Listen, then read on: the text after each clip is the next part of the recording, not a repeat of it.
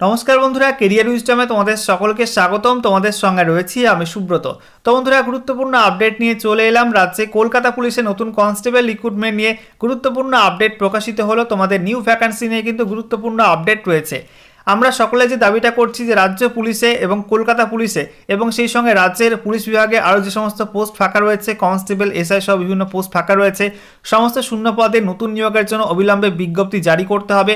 তো সেই দাবিটা যে ন্যায্য সেটা কিন্তু প্রমাণিত হয়ে গেল এবং আজকের যে পথসভা এবং মহামিছিল তার কিন্তু এফেক্ট সরকারের কাছেও কিন্তু পৌঁছেছে এবং সেই সঙ্গে কিন্তু পুলিশ বিভাগেও কিন্তু পৌঁছেছে।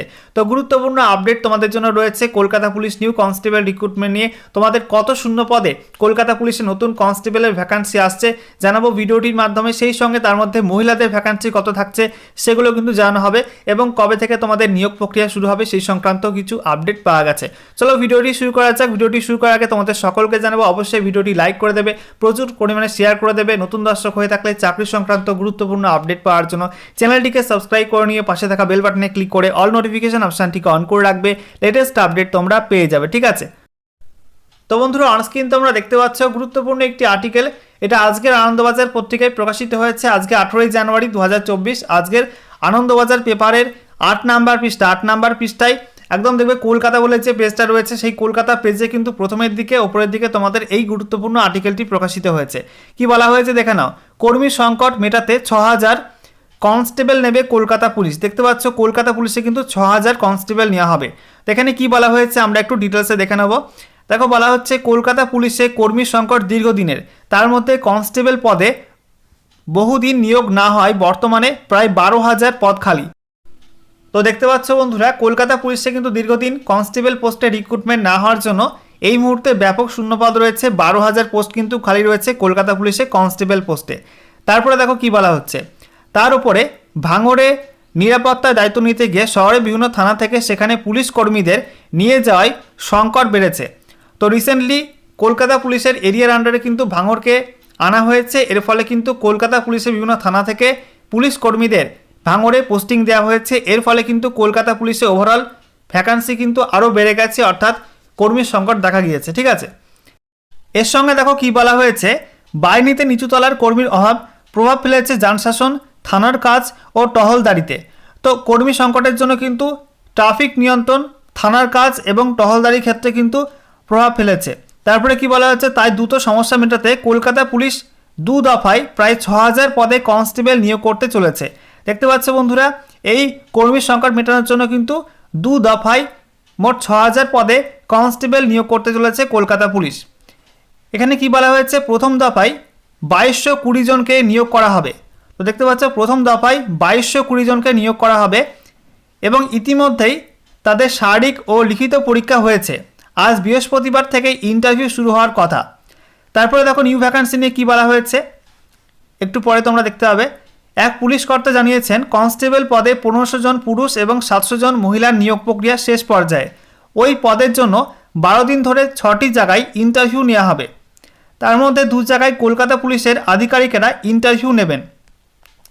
এরপরেই উত্তীর্ণদের প্রশিক্ষণে পাঠানো হবে। তবে কোথায় প্রশিক্ষণ হবে তা এখনও চূড়ান্ত হয়নি বলেই জানিয়েছে ওই পুলিশ কর্তা। এরপরে দেখো তোমাদের নিউ ভ্যাকান্সি নিয়ে গুরুত্বপূর্ণ আপডেট।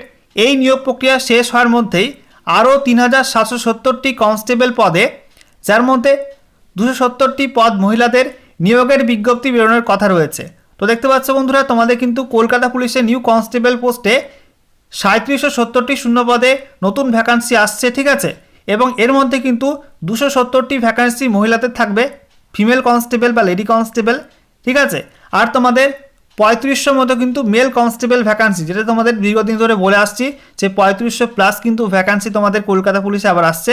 তো দেখতে পাচ্ছ টোটাল তোমাদের কিন্তু 3770টি শূন্য পদে কলকাতা পুলিশে আবার নতুন বিজ্ঞপ্তি আসছে কনস্টেবল, লেডি কনস্টেবল মিলিয়ে। এরপরে দেখো বলা হয়েছে লালবাজার সূত্রের খবর, লোকসভা ভোটের আগেই এই নিয়োগ প্রক্রিয়া শুরু করে দিতে চেষ্টা করা হচ্ছে। তো দেখতে পাচ্ছ লোকসভা ভোটের আগে কিন্তু এই নিয়োগ প্রক্রিয়া শুরু করা হবে, ওনটা কিন্তু এখানে আপডেট দেওয়া হয়েছে। তারপরে দেখো কি বলা হচ্ছে, পাশাপাশি কলকাতা পুলিশের সাব ইন্সপেক্টর পদে 250 জনের বেশি কর্মী নিয়োগ শেষ হয়েছে। বর্তমানে তাদের প্রশিক্ষণ চলছে। এইসব নিয়োগ প্রক্রিয়া সম্পূর্ণ হলে অবস্থা কিছুটা